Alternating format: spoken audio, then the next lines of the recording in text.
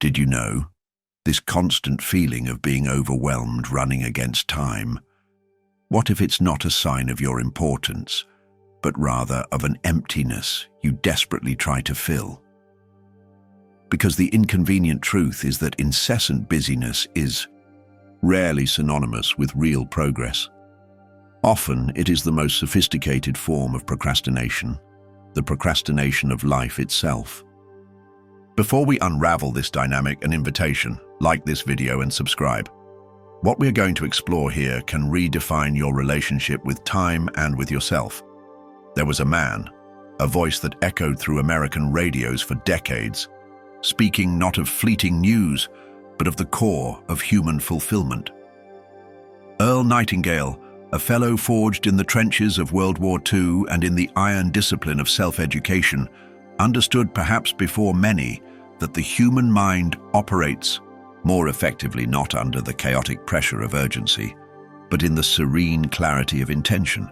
He not only survived the attack on Pearl Harbor on the USS Arizona, but flourished, becoming a pioneer of personal development, a beacon amidst the post-war fog. His seminal work, known as The Strangest Secret, distilled a truth that resonates with the findings of modern neuroscience on neuroplasticity. We literally become what we think about most of the time. Our dominant thoughts sculpt the neural pathways of our brain, shaping our perceptions, our emotions, and ultimately our actions and our destiny. Think of it as a mental garden. If you constantly plant seeds of urgency, anxiety, fragmented tasks, and the feeling of always being late, what kind of harvest do you expect? You cultivate a tangle of mental weeds, a chaos that reflects externally in a reactive and fragmented life.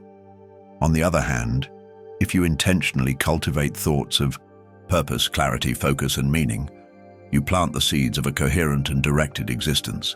And if your thoughts are an incessant whirlwind of disconnected tasks, urgent deadlines screaming for immediate attention, and the perennial anxiety of having to do more, always more, what exactly are you building? You are, perhaps without realizing it, reinforcing a cycle of stress and superficiality, solidifying an identity based on restlessness, not on fulfillment. This modern rush, this almost religious cult of incessant busyness, why do we submit to it so often, almost like a compulsion? The answer delves into the depths of our psychology and even our existential condition. Deep down, perhaps silence is profoundly scary. Not the audible silence, but the inner silence, the empty space where there are no distractions, only the echo of our own thoughts and feelings. The encounter with oneself, stripped of the masks of productivity and efficiency, can reveal discomforts that we prefer to sweep under the rug of constant activity. The uncomfortable lack of a clear purpose to guide our journey. The painful perception that many of our relationships have become superficial, mere transactions amidst the rush, or even the primordial existential anguish, that feeling of emptiness or lack of meaning that the constant noise and the avalanche of tasks help to temporarily suffocate. As the philosopher Blaise Pascal observed centuries ago, much of human unhappiness derives from our inability to sit quietly in a room. Busyness then becomes a gleaming shield, a carefully forged armor against the intrinsic vulnerability of feeling fully, of questioning deeply, of simply being in the present moment, without the need to justify our existence through incessant doing. We live immersed in the era of glorified distraction, where being busy is not just a state, but a status symbol, a dubious medal of honor that we proudly display in conversations and social media as irrefutable proof of our value and importance. Likes on posts about our busy schedule, admired comments about our ability to handle everything. But this external validation is fleeting, a placebo for the lack of a genuine inner compass, of a self-esteem that does not depend on how many items we cross off the task list. Earl Nightingale, with his pragmatic wisdom, would severely warn us, be careful not to invest all your energy climbing the ladder of success, scaling step after step with diligence and sweat, only to discover too late that it was leaning against the wrong wall. A wall that perhaps represents others' expectations, society's superficial metrics, or our own illusions about what it really means to live well. The discovery that the wall was wrong can be devastating, a confrontation with years, perhaps decades, of misdirected effort. And you feel this viscerally, don't you? This deep exhaustion that settles in the bones, but which paradoxically does not bring with it the genuine satisfaction of duty fulfilled, only the emptiness of another day won. In the battle against the clock, the task list that seems to have a life of its own, multiplying like a mythological hydra, where each severed head, each completed task, gives way to two new ones, even more urgent and demanding. The uncomfortable, persistent feeling, almost a whisper from the soul that despite all the Herculean effort, all the energy expended, the needle does not move significantly in the direction that your deepest essence yearns for. It is the painful cognitive dissonance, the internal friction between the frantic activity that fills your days and the glaring absence of real progress in what deep down you know truly matters, your mental and physical health, neglected in the name of deadlines, your deep relationships relegated to the background by the tyranny of the urgent, your personal and intellectual growth postponed indefinitely, the construction of a significant legacy, something that goes beyond your perpetually full inbox and productivity metrics.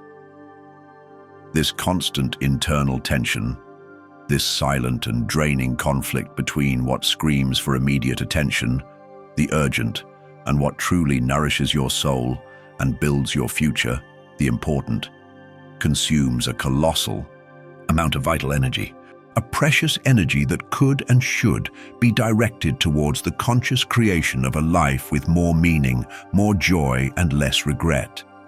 It's like trying to fill a leaky bucket. No matter how much water you pour in, it never gets full, and the effort is both exhausting and useless for the final purpose. But what if the master key to escape this trap is not in doing even more, in optimizing every second, in becoming a relentless human efficiency machine? What if, on the contrary, the true strength, the true leverage for a full life resides not in dizzying speed, but in conscious and deliberate direction? What if the solution is to be more selective, more intentional, more present in what we choose to do?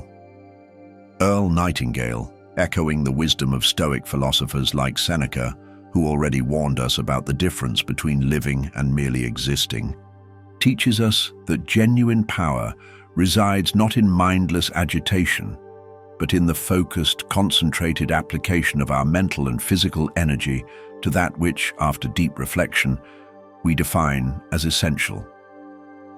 Here comes into play the Pareto principle, the 80-20 rule, which suggests that in many cases, 80% of our results come from only 20% of our efforts. The conceptual shift, the true personal revolution, happens the moment you dare to stop the race, when you have the courage to interrupt the autopilot, to question the tyranny of urgency imposed by the outside world and often internalized by yourself. When you consciously decide to trade automatic reactivity, responding to every notification, every demand, every fire, for intentional proactivity, choosing where and how to invest your time and attention, true productivity, the one that generates lasting satisfaction and real impact, is not about squeezing every second of the day as if it were a dry orange, but about investing your most precious seconds, your most vital energy, in what generates the greatest return in terms of meaning, purpose, and personal fulfillment. It is about cultivating discernment, the ability to separate the trivial from the vital. It is about the courage, often underestimated, to say a firm and clear no to what drains your energy, to what diverts you from your path, in order to be able to say a resonant and committed yes to what truly nourishes your soul and drives your mission. This requires immense courage, not the explosive courage of the battlefield, but the silent and persistent courage of introspection, the courage to turn off the deafening noise of the external world, the notifications, the social expectations, the pressure of comparison, and also the internal noise, the self-criticisms, the fears, the limiting beliefs. The courage to face the silence we so often avoid, and the uncomfortable questions it inevitably brings to the surface. Questions like, what am I really avoiding by keeping myself so frantically busy? Is it the fear of failure? The fear of success and the responsibility it brings? The fear of intimacy and vulnerability in relationships? The fear of facing the finitude of life and the need to make significant choices? The fear of the unknown that resides beyond the comfort zone of the hectic routine?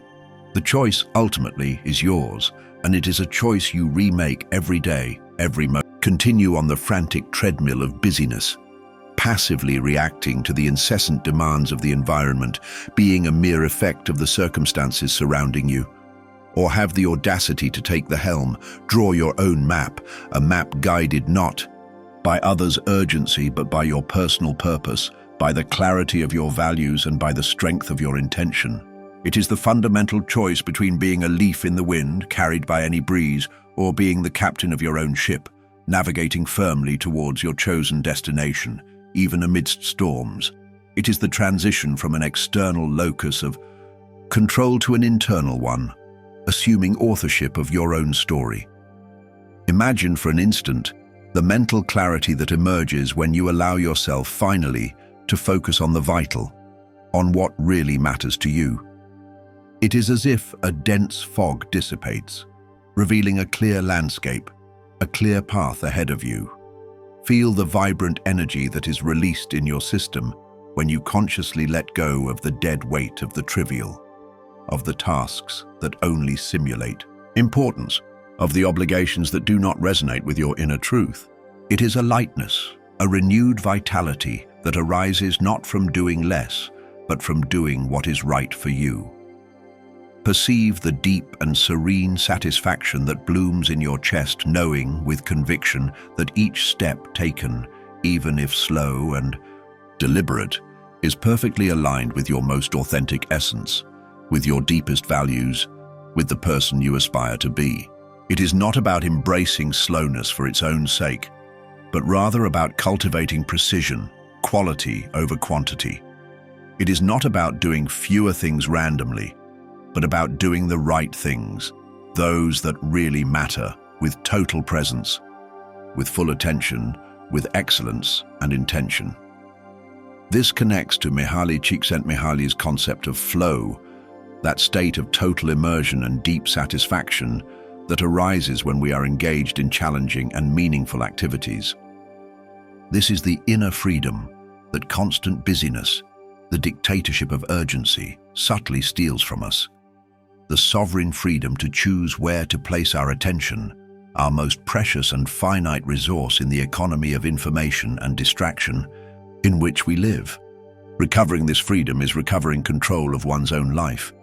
The question that remains pulsing in the silence that perhaps you begin to allow is not the superficial question of how can I do more things in less time.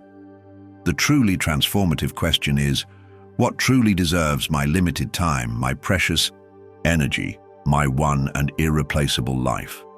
If this exploration about the trap of busyness and the search for a more authentic, meaningful, and intentional productivity resonates deeply with you, if you feel the call to transform the senseless rush into a path with purpose and clarity, then you are in the right place. Join our community of seekers. Like this video if it brought any clarity or inspiration. Comment below sharing your own experiences with the trap of busyness or how you seek the essential.